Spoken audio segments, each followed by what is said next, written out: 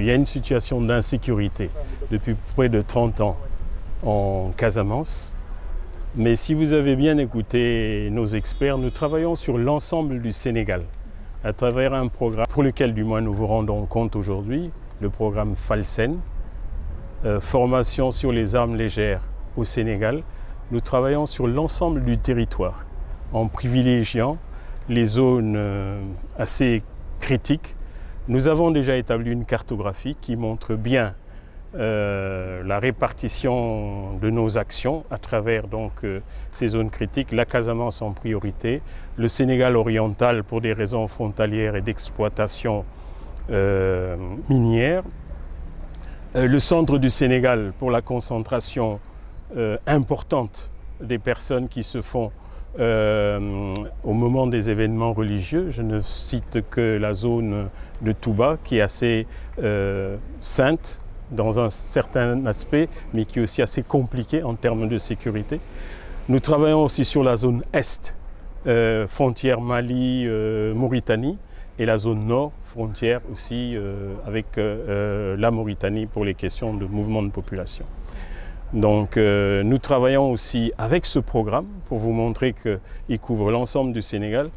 Nous avons touché toute l'administration, sensibilisé toute l'administration, du gouverneur au sous-préfet, au chef de village, sur la question liée aux armes légères à travers ce programme.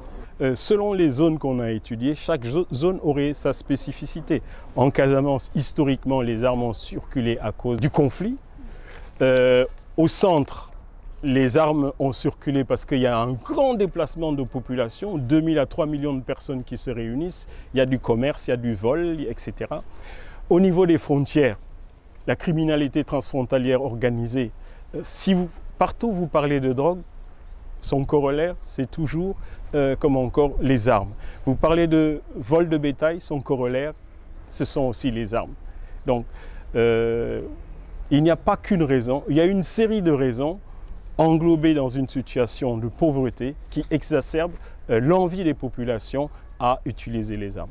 La deuxième vraie raison, c'est parce que les gens aussi ne vivent pas, ils n'ont pas ce sentiment de vivre à l'abri de la peur et du besoin, ce que nous recherchons. On cherche à ce que les populations puissent vivre à l'abri de la peur et du besoin. Quand vous êtes à l'abri de la peur et du besoin, vous n'avez pas envie de vous armer. Le Malao travaille dans toutes les régions frontalières avec les autres pays.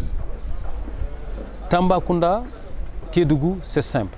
Les ressources minières sont là-bas. Et vous n'ignorez pas que les gens ont tendance à dire partout il y a, c'est la malédiction des mines par exemple. Partout il y a une ressource minière ou pétrolière ou gazière, il y a forcément l'éveil de l'animosité, ce qui se traduit par la circulation et l'usage des armes. C'est dans ce sens-là qu'on s'est dit qu'il faut qu'on agisse avant que ce ne soit le cas pour le Sénégal.